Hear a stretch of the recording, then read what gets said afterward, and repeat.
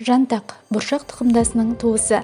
Оны бұталы немесе көп жылдық шөптесін өсімдіктер қатарына жатқызуға болады.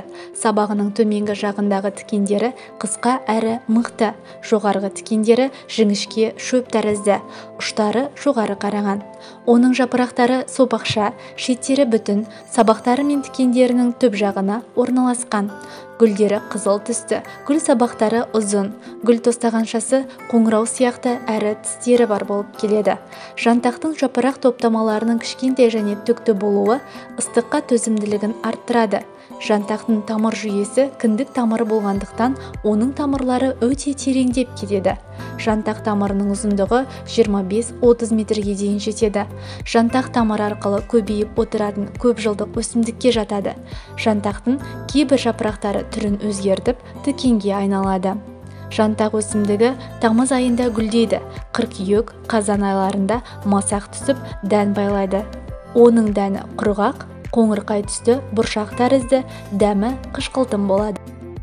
Жантақ өсімдігінің құрамында С витамині, каротин, эфир майлары, гликозидтер, флавоноид, сапонин заттары, қант, суда еритін органикалық заттар, дәрумендер, бояғыш заттар және шайыр кездеседі. Медицина саласында жантақтың жер бетіндегі бөлігі пайдаланылады. Жантақ сабақтарын құрғатып, ұнтақ күйінде дәрілік препараттар жасайды. Жемісі мен тамырынан дәрі-дәрмек өндіреді.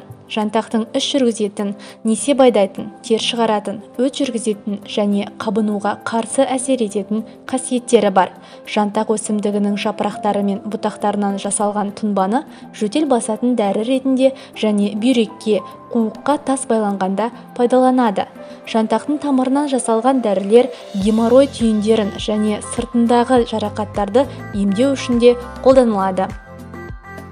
Жантақтың жаңа гүлденген кезінде гүлін жинап алып суға қайнатып, асқазан, ішек ауруларына қарсы ішеді. Жантақтың тамырында суға қайнатып, тізе, буын ауруларына, жүрек соғысы нашарлағанда және тамақ ауруларына да ем ретінде пайдаланылады.